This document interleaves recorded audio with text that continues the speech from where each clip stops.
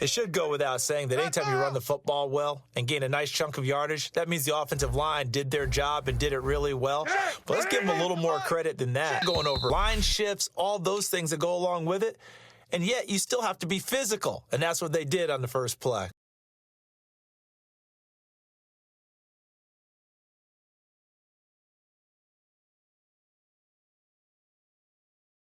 So the Lions go backwards there, and unfortunately that's something they saw a lot in 2015. They had the fewest rushing yards of any team in the NFL. And it's one of those dubious titles that no one really wants to claim. Even teams who say, well, don't worry about running it because we throw it all the time.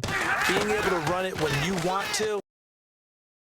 They struggled that last drive. They were kind of hit two ways, both with the run and the pass. And I love how you brought hit into it, because a lot of defense coordinators like to show a little cut-up film the night before a game, and they usually have some boxing in there, and it always shows the guy being the aggressor, the guy on his toes punching, not back on his heels taking punches, and that's where this defense was on the last possession. They were on their heels again. Let's see. So much for him being bottled up throughout the day. Finally finds a way to break through and get a nice gain.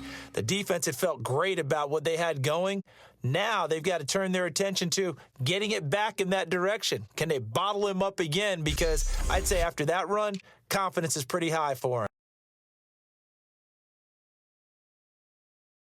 We're into the second quarter, and I guess you can kind of look at it both ways. The offense, they've got to figure out what they're going to do because they haven't scored any points. You're feeling great about what you've got going on.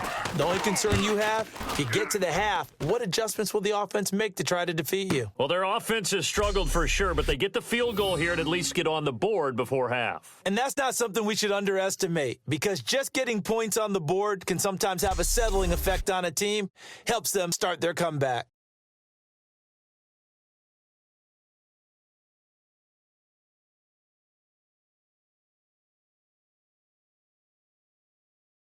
So while the offense has had a big day, no one outside of the ball is excited about seeing a loss like that. Their goal, to make every play positive. And when you have a bad one like that, your next goal is to not let it spiral into more.